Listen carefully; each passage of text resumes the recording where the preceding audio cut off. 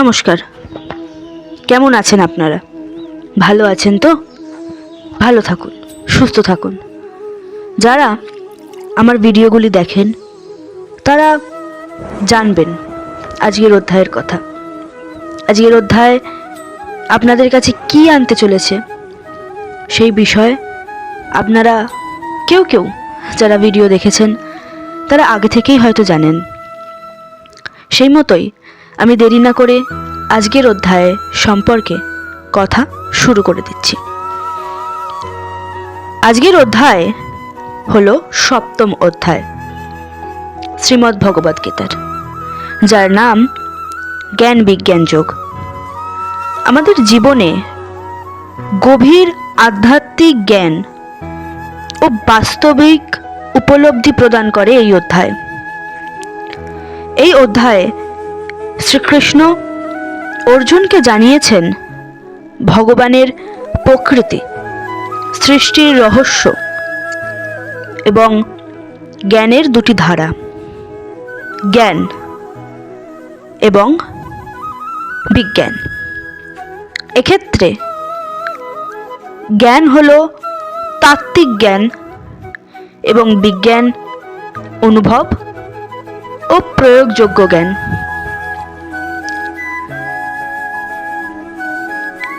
জীবনের শিক্ষার দিক, যেই দিকগুলি ৭ম অধ্যায় আমাদেরকে দেখিয়েছে বা জানিয়েছে। ভগবানের সর্বত্র উপস্থিতি বোঝা। শ্রীকৃষ্ণ বলেছেন, আমি জল, আমি আলো, শব্দ এবং সকল সত্তার প্রাণ শক্তি। এটি আমাদের শেখায় প্রকৃতির প্রতি শ্রদ্ধাশীল হতে এবং ভগবানের উপস্থিতি প্রতিটি জীব ও বস্তুর মধ্যে উপলব্ধি করতে। ভক্তির শক্তি। ভগবানের প্রতি একাগ্র ভক্তি ও বিশ্বাস আমাদের জীবনের সব বাধা দূর করতে সাহায্য করে। এটি আমাদের মনকে শান্ত করে এবং আত্মার সঙ্গে সংযোগ স্থাপন করে। মোহ এবং মায়ার প্রভাব থেকে মুক্তি। শ্রীকৃষ্ণ বলেছেন, মায়া আমাকে চিনতে বাধা দেয়। আমরা যদি মোহ থেকে মুক্ত হই তবেই ভগবানকে উপলব্ধি করা সম্ভব। মোহ অর্থাৎ এখানে আমাদেরকে ভগবান বুঝিয়েছেন লোভ ও ইন্দ্রিয় সুখ। বিশ্বাস এবং প্রকৃত পথের অনুসরণ। যারা দৃঢ় বিশ্বাস এবং সৎ পথে চলে তারা ভগবানের নিকটবর্তী হয়। এটি জীবনের সততা ও নৈতিকতার গুরুত্ব বোঝায়। এই হলো ৭ম অধ্যায়ের জ্ঞান, যা ভগবান শ্রীকৃষ্ণ অর্জুনকে বলেছিলেন, তার ব্যাপারে বুঝিয়েছিলেন।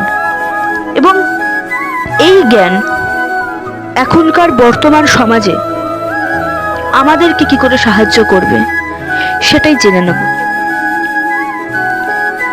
পরিবেশের প্রতি যত্নশীল হওয়া। কিভাবে? প্রকৃতির প্রতিটি অংশে ভগবানের অস্তিত্ব অনুভব করে। আমরা পরিবেশ রক্ষার দায়িত্ব নিতে পারি। পরিবেশ অর্থাৎ এখানে কিন্তু শুধু গাছপালা বোঝায়নি।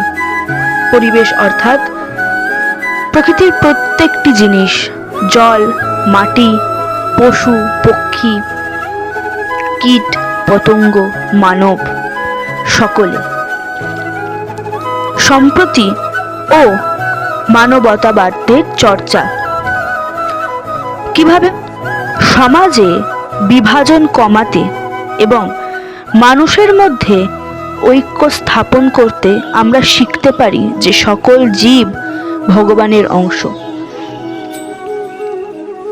আত্মা উন্নয়নের প্রচেষ্টা, মোহ মায়ার প্রভাব থেকে দূর থেকে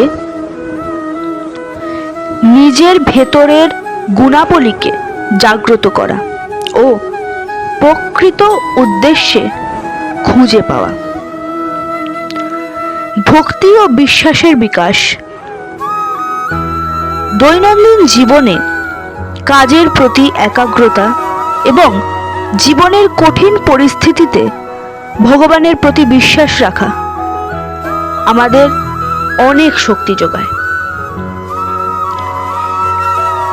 এই হলো আজকের সপ্তম অধ্যায়, জ্ঞান, এবং এই হলো বিষয় যা আমরা এখনকার বর্তমান সমাজে প্রয়োগ করতে পারি। এই জ্ঞান থেকে আমরা এই শিক্ষাই পেতে পারি যে প্রকৃতির যত্ন নেব, বিভাজন করব না, জাতি ধর্ম বর্ণ বিভাজন করব না, ভালোভাবে থাকব, মানুষের উপকার করব, ইভেন শুধু মানুষ নয় প্রকৃতির উপকার করব, প্রকৃতির কাজে আসব এবং প্রত্যেকটি বস্তুতে ঈশ্বরকে খুঁজে পাব এবং সেই মতোই তাদের সাথে ট্রিট করব। এই অধ্যায়ের মূল শিক্ষা হলো স্রষ্টাকে নিজের অন্তরে উপলব্ধি করা, প্রকৃতিতে তার উপস্থিতি অনুভব করা এবং সেই অনুযায়ী জীবন যাপন করা, যা আমি কিছুক্ষণ আগেও বললাম। আজকের মতো এই সপ্তম অধ্যায় এখানেই শেষ হচ্ছে। আমি আশা করব আপনারা আমার পাশে থাকুন, আমার সাথে থাকুন এবং 18টি অধ্যায় শেষ হওয়া পর্যন্ত আমার প্রত্যেকটি ভিডিও দেখতে থাকুন। আমার চ্যানেলের প্রত্যেকটি ভিডিওর ডেসক্রিপশন বক্সে আগের ভিডিওগুলির লিংক আমি আপলোড করে দেব। যারা দেখেননি তারা সেই ভিডিওগুলি দেখুন এবং আপনাদের কোনো প্রশ্ন থাকলে আমাদের জানান। আমি চেষ্টা করব আপনাদের প্রশ্নের উত্তর দেওয়ার, যেটা আমি প্রত্যেকটা ভিডিওতেই বলে থাকি। ভালো থাকুন, সুস্থ থাকুন, আর বেশি বেশি লাইক করুন, শেয়ার করুন, বন্ধু বান্ধবদের মধ্যে ছড়িয়ে দিন আমার ভিডিওগুলো। ভালো লাগলে অবশ্যই জানান, আর খারাপ লাগলেও যদি কোনো ভুল ত্রুটি হয়ে থাকে তাহলে আমাকে অবশ্যই জানাবেন। আজকের মতো আসলাম, আবার দেখা হবে পরবর্তী ভিডিওতে, যেখানে থাকবে শ্রীমদ্ ভগবদ গীতার 8ম অধ্যায়। তাই ততদিন পর্যন্ত সুস্থ থাকুন, আর সাবস্ক্রাইব, লাইক, শেয়ার, কমেন্টস এগুলো করবেন, ভুলবেন না কিন্তু। নমস্কার।